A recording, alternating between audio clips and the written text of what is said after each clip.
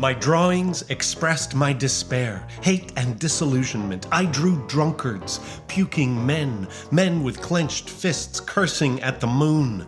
I drew a man, face filled with fright, washing blood from his hands. I drew lonely little men fleeing madly through empty streets. I drew a cross-section of tenement houses. Through one window could be seen a man attacking his wife. Through another, two people making love. From a third hung a suicide with a body covered by swarming flies. I drew soldiers without noses, war cripples with crustacean-like steel arms.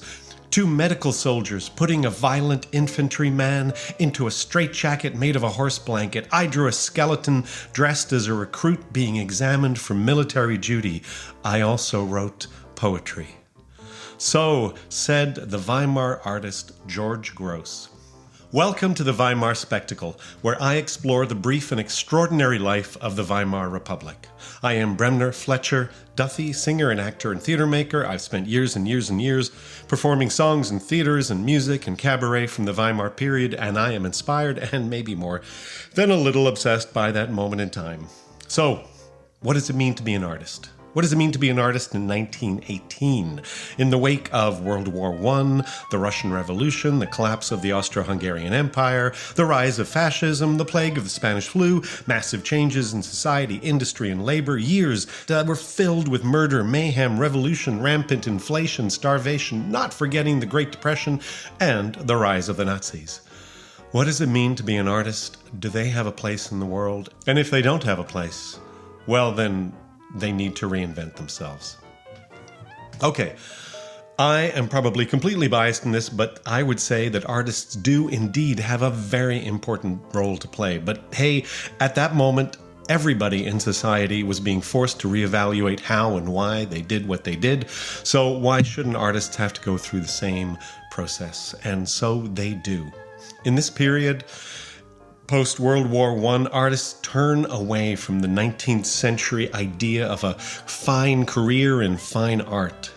Visual artists abandon the dream of formal exhibitions and academies of fine arts and galleries, and instead they seek out ways to engage with society directly, appropriating techniques from the advertising world, using images from newspapers and various media, taking advantage of new alliances emerging between politics, technology, mass media, and reaching out directly to wide audiences as advertisers, as propagandists, as actors in collective actions, designing posters and books and magazines and broadsheets, seeing themselves as important functional parts of revolutionary and anti-fascist movements, creating works meant to be seen on the street as multiple reproductions, plastered on walls, using the power of commercial reproduction and mass advertising to get their message, to get their art out into the world.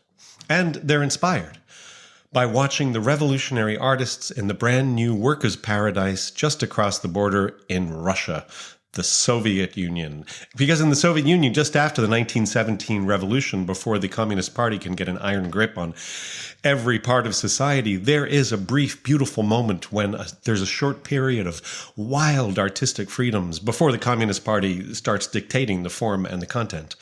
And in that moment, artists like Mayakovsky and Valentina Kulagina and Elisitsky start developing a sophisticated take on graphic design, blending new typography and text and photo-montage. I'll put up an image of Valentina Kulagina's revolutionary image, We Are Building. We Are Building is a photo-montage. It's actually a hand-painted welder, a heroic Soviet welder on a skyline that is actually using a picture from an actual newspaper from Chicago of the skyscraper skyline in Chicago and Detroit, demonstrating here the creation of the new Russian cities. And their new methods influence how we still make art today.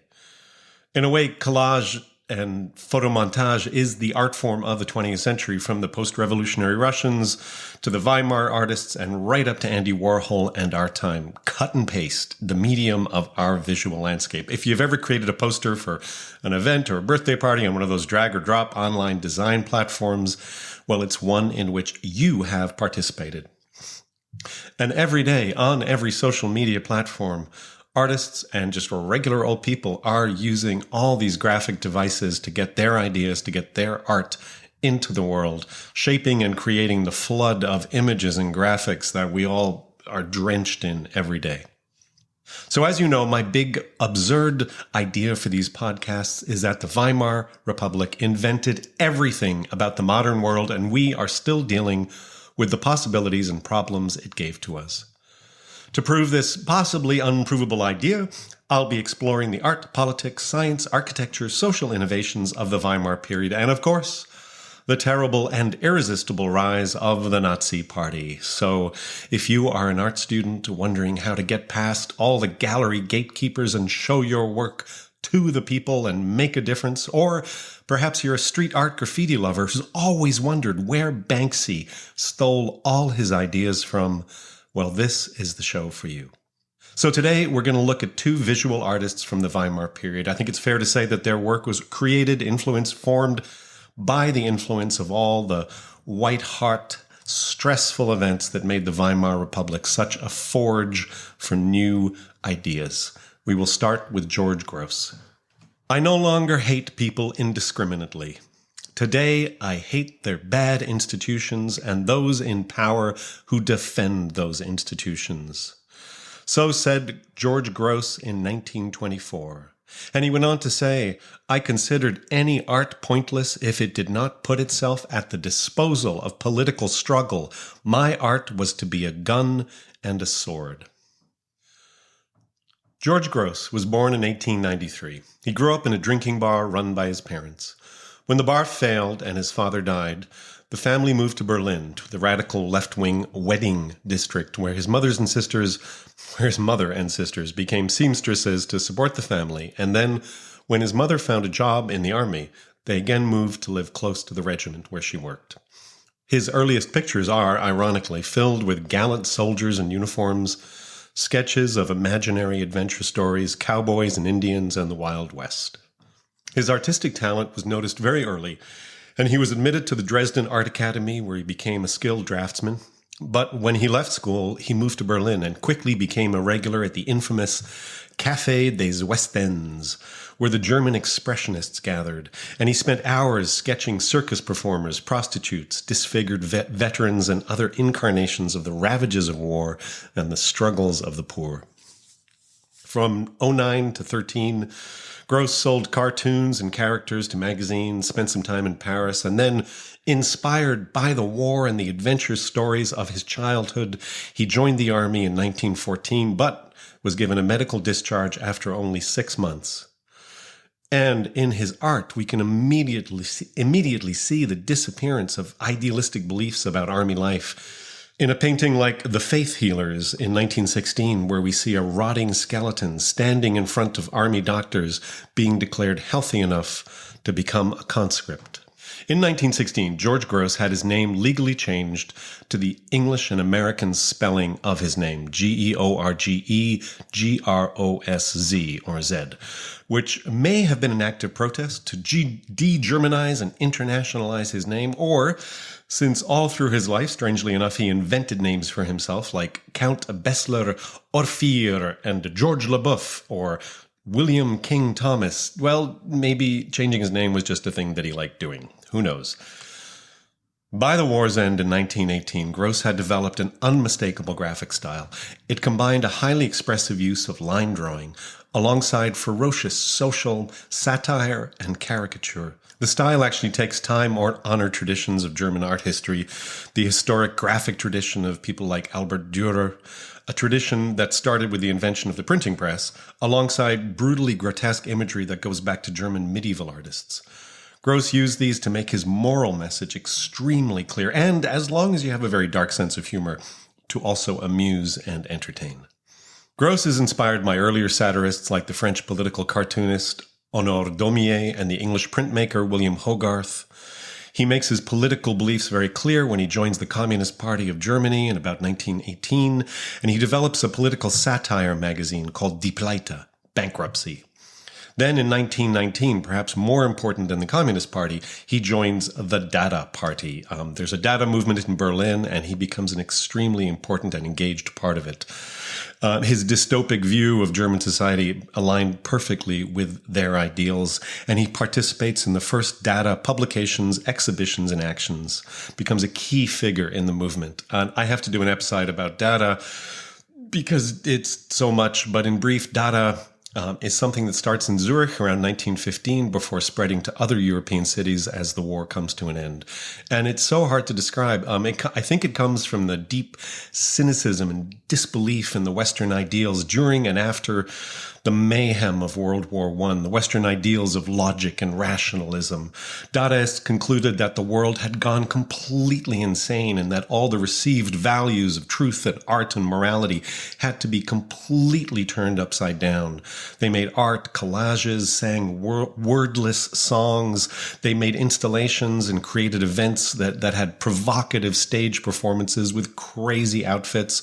And apparently George Grosz performed an obscene tap dance routine, which also apparently had great acclaim in Berlin, and I would have loved to have seen that. Sadly, there are no video records of that obscene tap dance performance.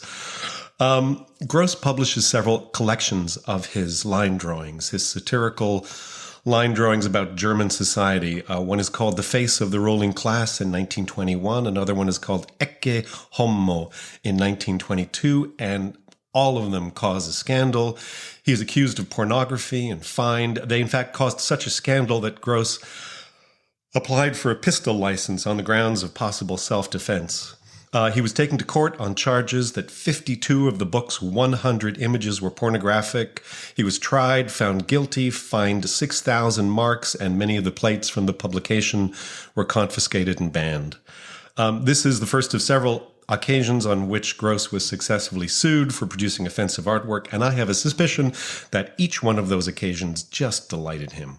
The collections are filled with fat aristocracy, greedy capitalists, smug bourgeoisie, as well as impoverished factory laborers, the poor and the unemployed. He said, quote, "What I had discerned from the pre-war period could be summed up as follows. Human beings are swine. All the prattle about ethics is a swindle, intended for the stupid. There is no point to life than to satisfy one's hunger for food and women. The soul does not exist." All right. Well, that's very clear. George Grosz travels to Russia with another writer to do, they intended to give workshops and explore the art scene and the politics in Russia. However, what he sees there so disgusts him that when he comes back, he ends his membership in the Communist Party. So we're around 1923. Let's take a look at some of the work. I'm going to speak my way through them, and you can find all of these images either on my website, on the blog, along with the text of this podcast, or just through a simple image search on Google. So I'm going to post, I'll describe one or two, but you'll find on the website like several of his amazing line drawings because they're so hard-hitting, they're so intense, and they're so simple as well. They're almost sketches, but looking at them, you have to remember that Grosz is actually a highly trained graphic artist. And even if they seem to be sort of work of an amateur, Grosz is using this deliberately naive style to capture truths that really cut to the bone in his subject matter. So we already mentioned the faith healers. This work, which is also known by the title Fit for Active Service, again, is a kind of sketch, a line drawing, a cartoon. And in it, you see in the middle of a room a skeleton, a rotting skeleton, with a doctor inspecting it with an ear trumpet, with a stethoscope, and pronouncing him KV, or in German, fit for active service. Around the two men, you see bald-headed, brutal officers sort of staring into space, staring down at the desk, fiddling with pencil, completely unconcerned with the state of the new conscript. And in fact, specifically, it refers to a moment when there was a desperate shortage of soldiers towards the end of the war, and the German army started to re-recruit wounded men, pulling them back into the forces no matter what their injuries were. Shut your mouth and do your duty, or shut your mouth and keep on serving. This is a very simple one. Christ on a cross, in army boots and a gas mask, holding out a crucifix. It's quite grotesque.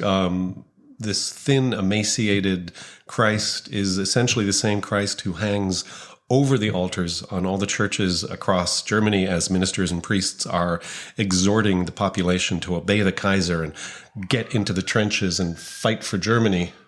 But he has taken that image and turned it around. The original design comes from a stage production from a very popular dark, bitter book called The Adventures of the Good Soldier Schweck. The Adventures of the Good Soldier Schweck, which was a popular satirical novel that takes place during World War I. And of course, once again, the image leads to a trial for blasphemy against Grosz and his publisher. Grosz does sketches, but he's also a trained painter.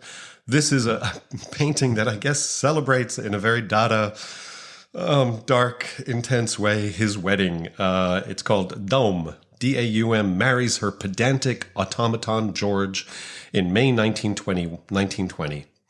George married Eva Peter, another artist, and they collaborated extensively after their marriage.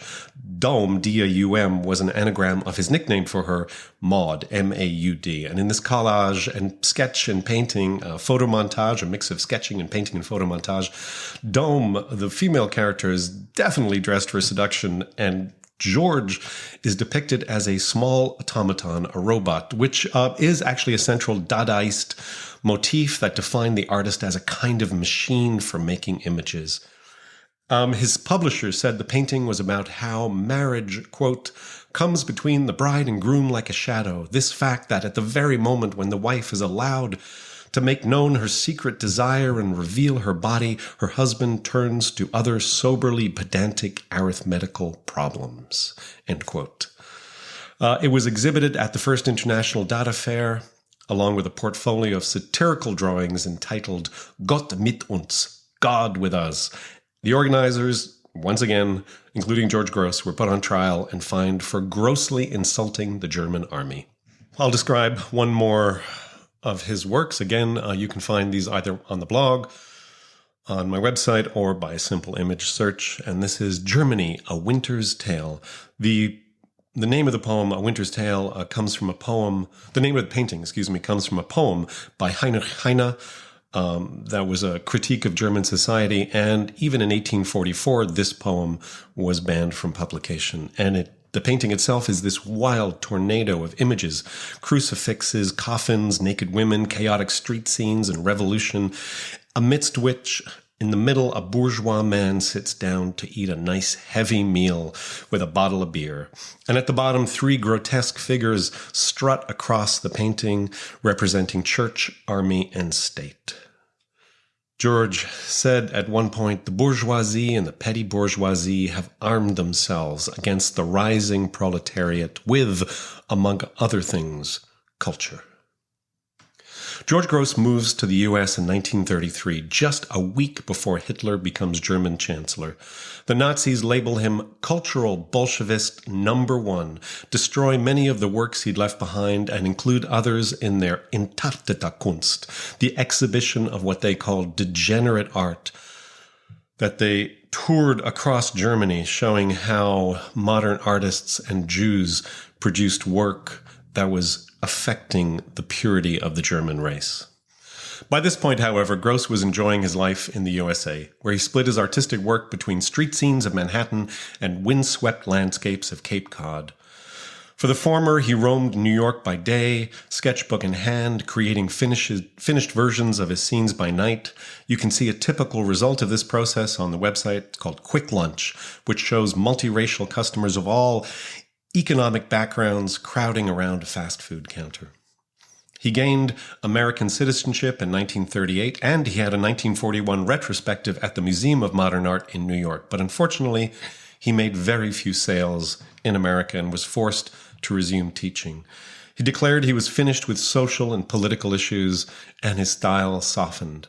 However, towards the end of his life, in around 1958, before he moves back to Germany, photo-montages come back into his work, starting to recall his earlier Dada aesthetic and the message, perhaps passing judgment on consumerism and some of the darkness he had found in American culture. In 1959, he sells his house, moves back to Berlin, and dies shortly after his return after a fall down the stairs.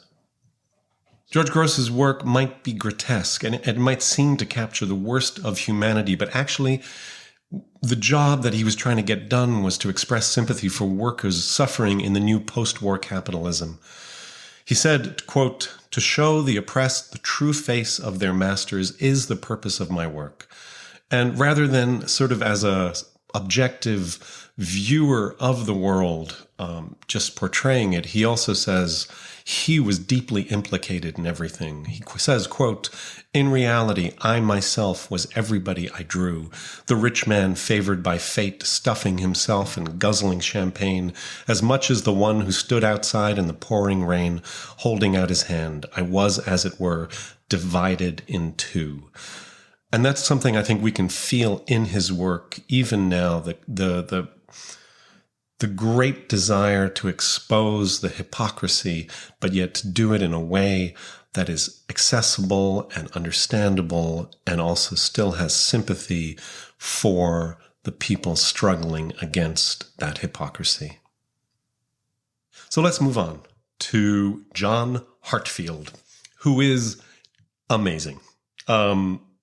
George Grosz's incredible. Heartfield's work is just as powerful, using slightly different methods.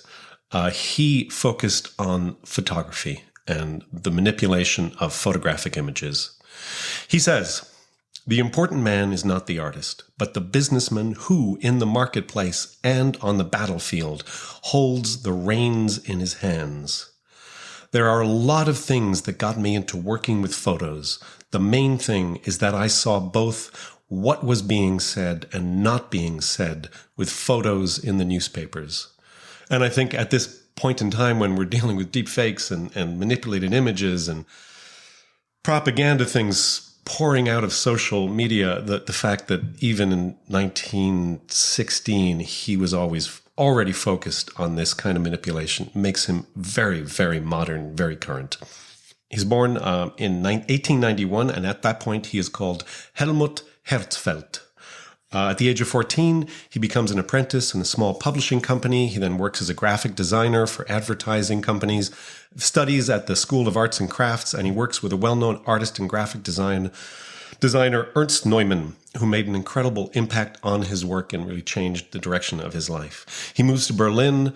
Heartfield moves to Berlin with the hope of becoming a painter and immediately becomes part of the bohemian circles in the city. There's a futurist exhibition, that art movement that was in love with the machine and in love with the future and in love with the idea of movement.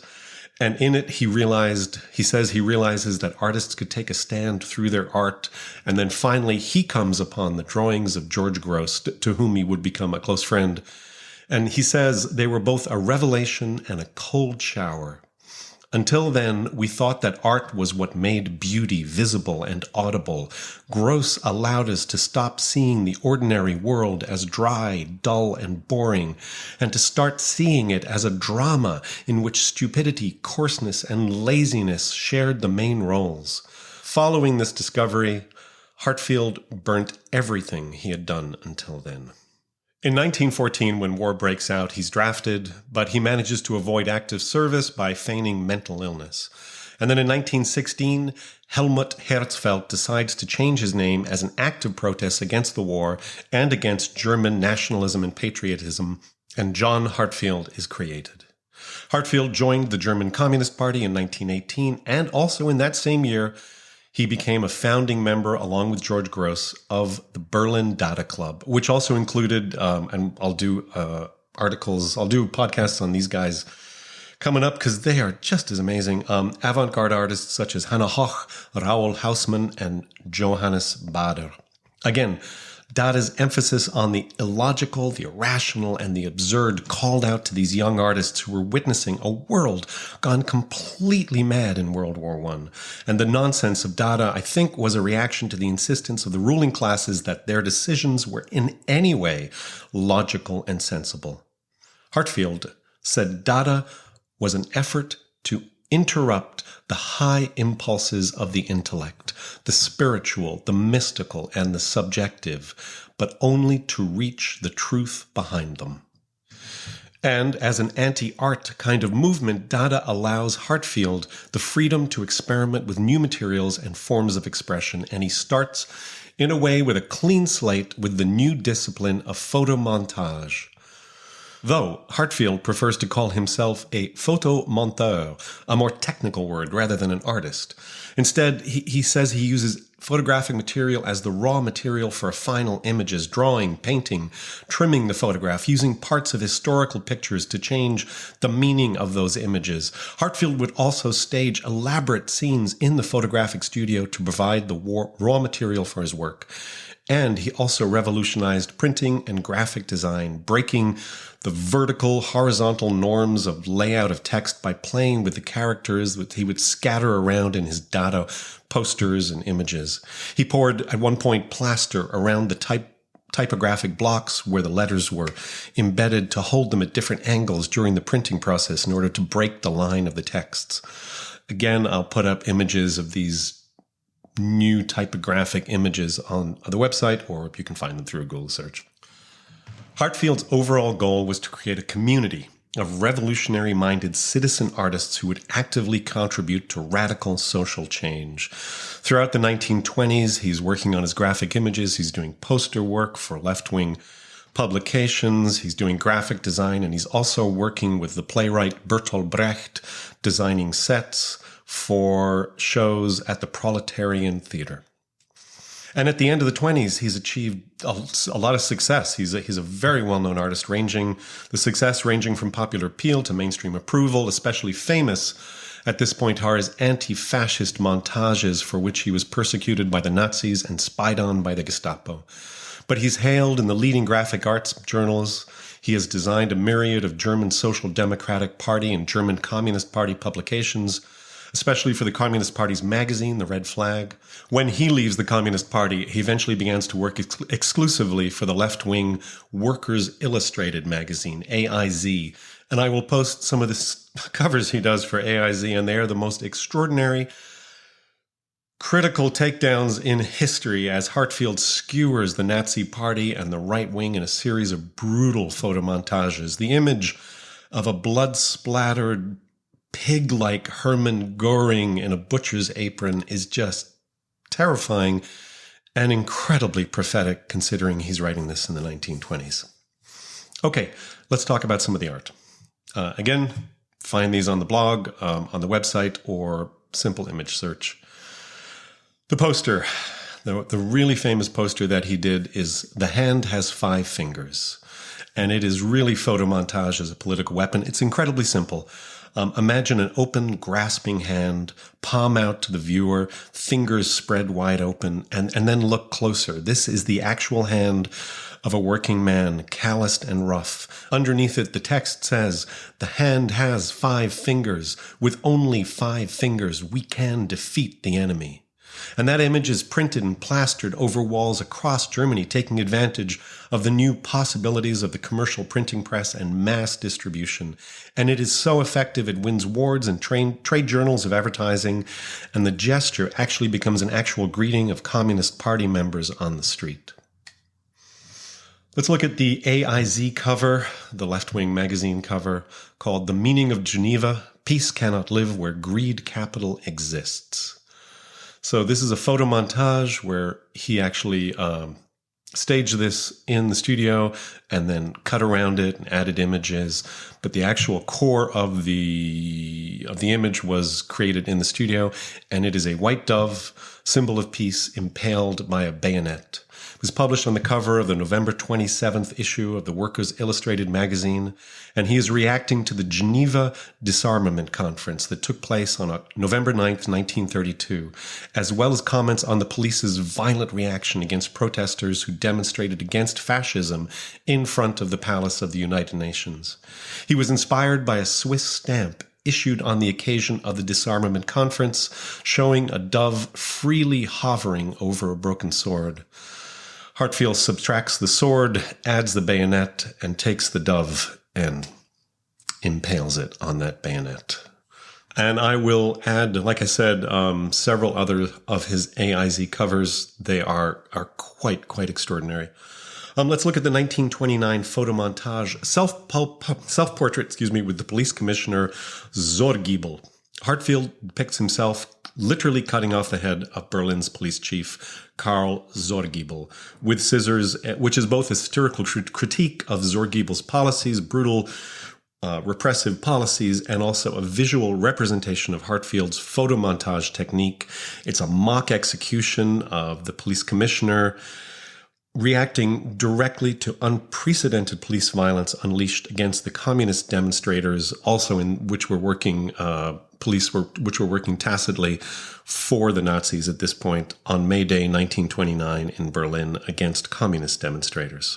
And finally, the incredible, stunning 1932 Adolf the Superman swallows gold and spouts tin.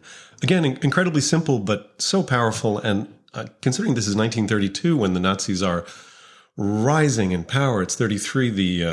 He takes over the chancellorship. The bravery of this kind of image at the time to make something so strong and so powerful.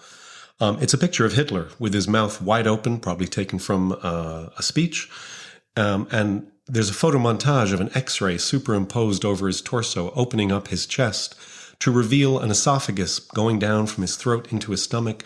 But the esophagus is made of piles of golden coins, and there's a pile of gold coins in the pit of his stomach, making clear the amount of gold and money that the Nazis were swallowing from the businessmen of the time. So it's 1933 when everything changes. The election of Hitler, the end of the Weimar Republic, the Gestapo is after him. He flees on foot to the Czech Republic, where Heartfield gives 36 photo montages to the third International Character Exhibition in Prague in April 1934. But the Germans continue their chase for him, demanding that those images be removed from the exhibition. And when he flees onwards to France, the Gestapo demands he be transferred back to Germany until he escapes again to England, where he continues to work. When England goes to war in 1940, he's imprisoned briefly as a political refugee, but eventually begins to work as a freelance illustrator for Penguin Books. And he lives for almost 20 years in the UK, continuing to do graphic design, and not of the same brutal satirical retreat, more as a working graphic designer. And he returns to Berlin in 1950. In his first years there, ironically, he's not allowed to work, since photo montage is still forbidden among the orthodoxy of Soviet social realism. It's only through his own old friendship with Bertolt Brecht, who is another returning Weimar exile, who starts his own theater, the Berliner Ensemble, who offers Heartfield a job designing his theater posters that allows Heartfield to start work again. And he passes away at the age of 76. I'll finish with a quote that's just so unbelievably modern and timely, it makes me shiver. Heartfield says, "I found out how you can fool people with photos, really fool them. You can lie, you can tell the truth by putting the wrong title or wrong captions under them. And that's roughly what was being done, and that's what was roughly his life's work." The legacy of Heartfield and Grosz is just huge, both in the way they address their subject matter, taking it upon themselves as artists to confront the largest political subjects of their day, and seeing themselves as vital parts of movements for change, and also for the technical aspects of their work, photomontage, collage, and for Grosz, taking the cartoon into the 20th century and making it into a vital political, satirical form. And you have to admire the way these two artists, who were so engaged politically and doing work that was so edgy, kept on pushing their work out into the public field through the new mediums of mass communication and publication. So once again, if some of these concerns and desires and these stories seem familiar, well, they should, because I believe that the Weimar Republic gave birth to the modern world. Thank you for listening. Hit subscribe or follow if you want to know when the next episode appears. I don't have any advertising for this budget show. I don't really spend any money on this show at all. I'm just an obsessed singer in a cupboard full of clothes, repurposing an old microphone, recording this. So if you leave a review on your app, if you like the show, or you hit the star button, or just send it to a friend, that'd be amazing, because then more people would listen to it, and that would be really cool. I hope you'll join me in the coming months as I explore more about the strange birth, life, and death of an experiment in creating a new society. I will put images for this episode onto my website, bremnersings.com, BREMNERSINGS.com.